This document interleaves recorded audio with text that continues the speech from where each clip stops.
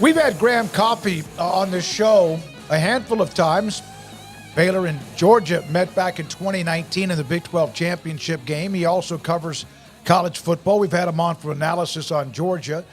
And when the story came out about the Big 12, Big 10, ACC, and also the SEC with how the 12 teams would be fit, what are the automatic qualifiers, et cetera, Graham said that, well, I'll let him explain. Graham, what do you think, and how should the first year of the 12 teams be broken down? They are going to have 4 conference champions and seeded 1 through 4, the 4 highest rated conference champions. Yeah, so my general opinion on all of these scenarios with the college football playoff is that the best thing for the sport, the best thing for everybody is that we get the 12 best teams to play each other every year.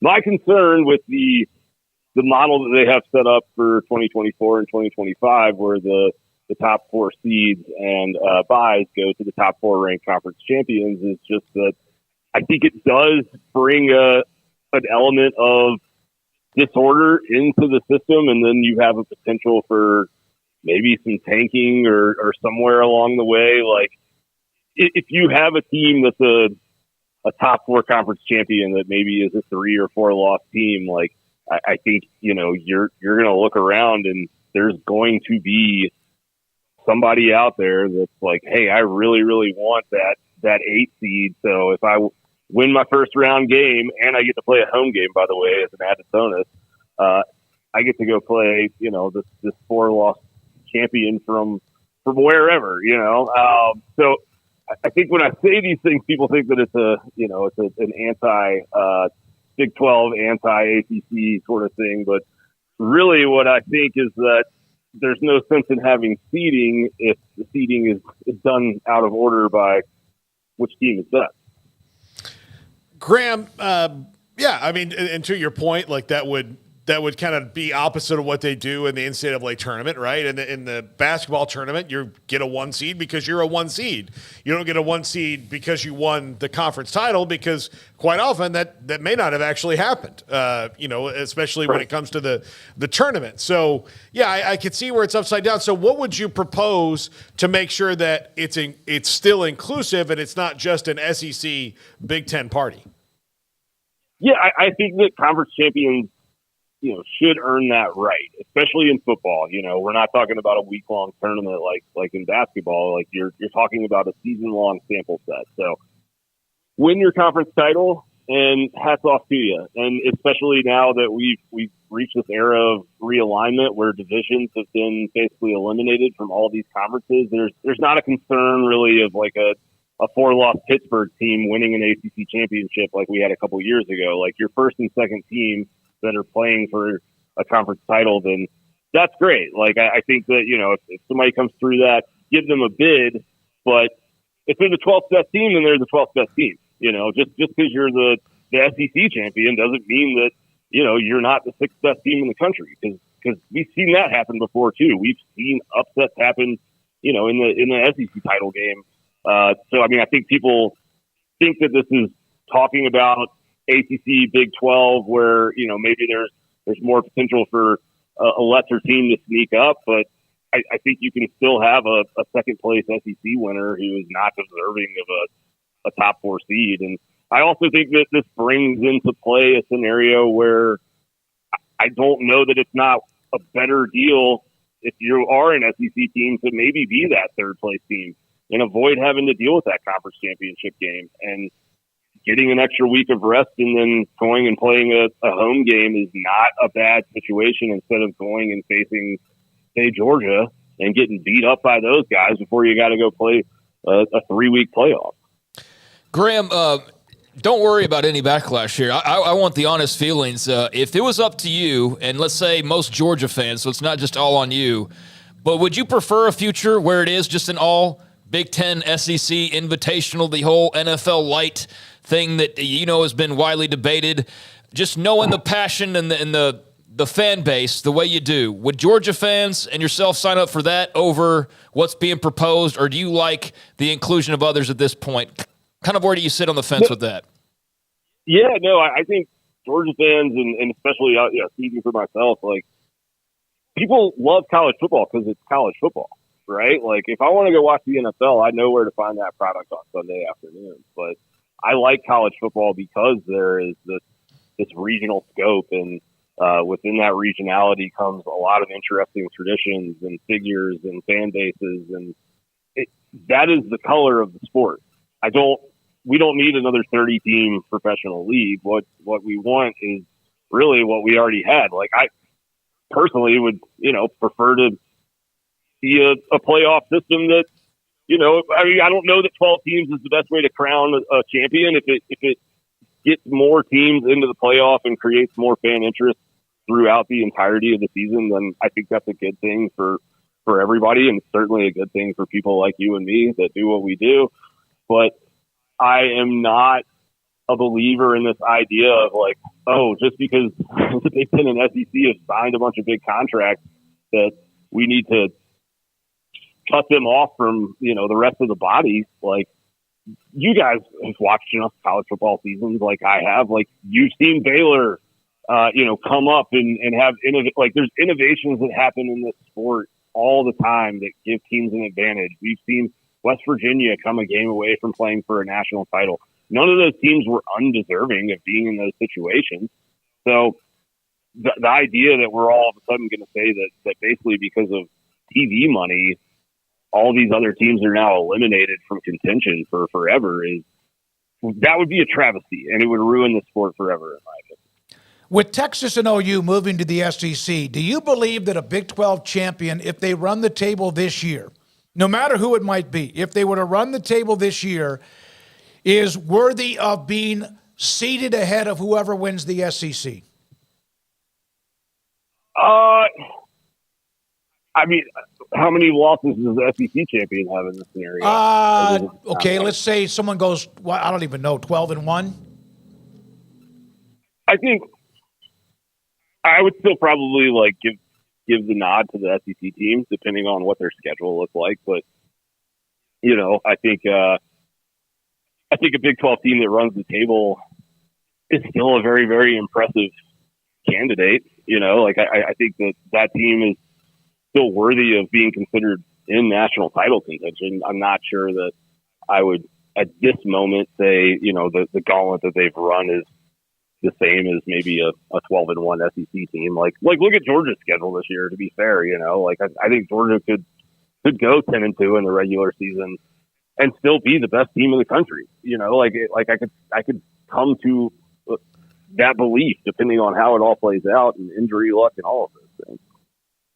Graham, the SEC, right now still going to be in the 8-game conference schedule. Eventually they will go to 9. In your opinion, when they go to 9, what game is sacrificed in the value of that 9? Is it that dummy game the second to last week of the season, or is it something else? I think it will be SoCon Saturday. Yeah. I hope so, certainly, for quality of product. And man, it's tough to get excited about covering that game when, you're that far into the season and we've already seen some good conference play happen. So that would be great. What I don't want to happen is Georgia and Clemson, for example, they had a really great rivalry throughout the 70s and the 80s, and it kind of was dormant for a while, and they started playing each other more and more. They'll open this year against each other. They've got some more games scheduled out over the next 8 to 10 years. Same with Georgia and Florida State. Those games need to be played, especially those games that they might not be in conference games yet, I guess, but they are regional games that have history behind them. I'm a fan of more of those types of games, especially when they're played on campus. Graham, did the results of this past season and Georgia finishing where they finished outside of the playoff sway folks, you think, who were maybe sitting in the middle on the idea of expansion? Did it push them in the direction of bigger groups, or is this kind of an outlier, you think, that doesn't really tell the full tale for a team like Georgia in a 14 playoff? No, I think there was definitely a shift in the Georgia fan base.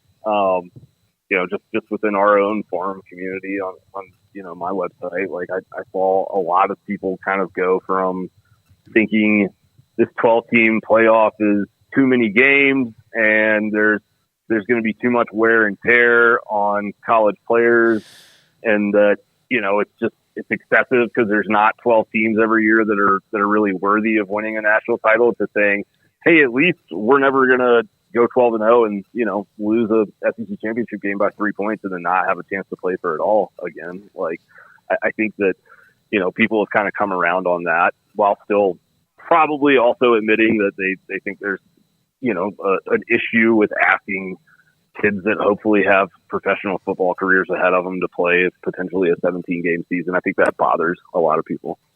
Graham, should what happened last year, the last 10 years, the last 20 years, or tradition and history have anything to do with how the college football playoff is set when it comes to the 12 teams or more?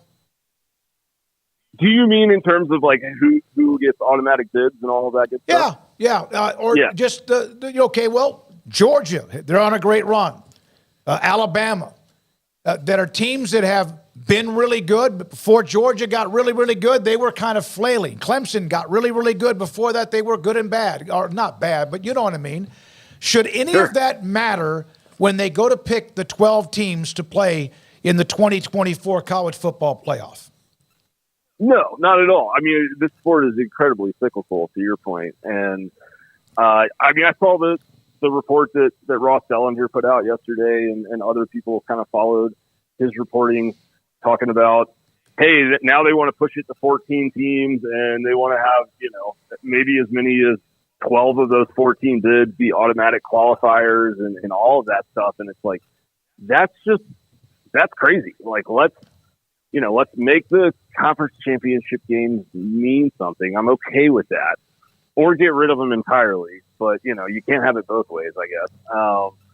I don't like the idea of overly structuring this thing.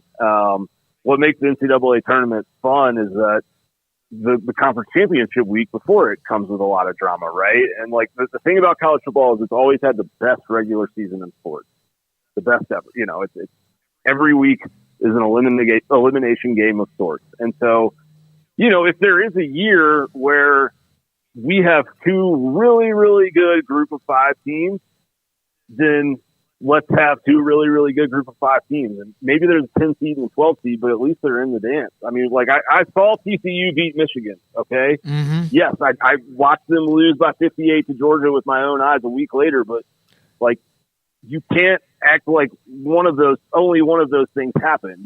People have used that national title game as an argument against including all these other leagues or, potential teams. And it's like, no, I mean, they won in a 1-game scenario, and that matters. And I can promise you it mattered for their fans. Like, so the idea that all that matters is the winner. And, if you don't get there, then everything else was discounted. That's crazy to me. There has to be space for weird stuff to happen, because that's what the sport has been for a century or more, is a really weird thing where, these little microwave excitements kind of pop up all over the country. And sometimes it's a great coach. Sometimes it's a new offense. Sometimes it's a transcendent quarterback. But, the idea that this portal and this NIL and all of this thing, that's all going to shift at some point here. So planning out a playoff for decades in the future, like everything that's happening in this moment is going to continue happening. It seems very short-sighted to me. Last thing, of the 12-team playoff, they're looking at the automatic qualifiers. They have the 4 conference champions. The highest ranked will get seeded 1 through 4. Of the 12 teams, should that be predetermined on how many are automatic qualifiers for any conference other than the 4 conference champions? Or actually 5. I don't think so. Group is 5 too. Yeah. Yeah, no, I don't think so. I mean, as you know, like I think the 4 conference champions should be guaranteed a bid. I don't even think they should get those top 4 seeds. But beyond that, let's just sit down and decide who the best teams in the country are, right? Like, yes, there's always going to be an argument between 11, 12, 13, 14, and that's just part of it. But no, we shouldn't be structuring this out to the point where we're saying right now, like, hey, in 2029, the Big 12 is only going to have 2 teams that are worthy of playing for a national title. Like, I don't know that. Deion might stay at Colorado and, keep building that thing into a powerhouse. Look at what Utah does every year, basically. I mean, there's tons of potential for a lot of other teams to be in very different places. Yeah, we can't do that. And maybe there are years where it is 5 SEC teams or 5 Big Ten teams. If those are 5 of the 12 best teams, then that's fine. But there also should be space left for years where they're not. By the way, Graham, when we tweeted back and forth, and then a lot of, I guess some that followed me started asking him questions. And I asked you, I said, my God, did I keep you up late into the night? And you said your dog kept you up. Is that right? Mm-hmm. Yeah. So my wife and I live on about 10 acres, and there were some coyotes kind of howling in the distance the other night. We have like a giant Great Pyrenees who weighs like 120 pounds and thinks it's his job to protect everybody. So he heard them once, and then he just was barking at absolutely nothing for the rest of the night, like every 30 minutes. So not your user's fault. No, and you were good responding to people. And then those here in the chat today, when we had you on, what we like to do is bring in different opinions and let our viewers and even ourselves form our own opinions based on the information. Not this is what you should think. Even a few that weren't so sure they wanted to listen have said, no, but you know what? The more I listen to this guy, he's more on the same page as we are than maybe we first thought. So I'm glad we had you on, Graham. Enjoy. And those Coyotes, by the way, are the group of 5, the ACC, and the Big 12. You know that, right? Those are the Coyotes. I'll keep that in mind. Thanks, man. Graham Coffey, DogCentral.com. I brought him on.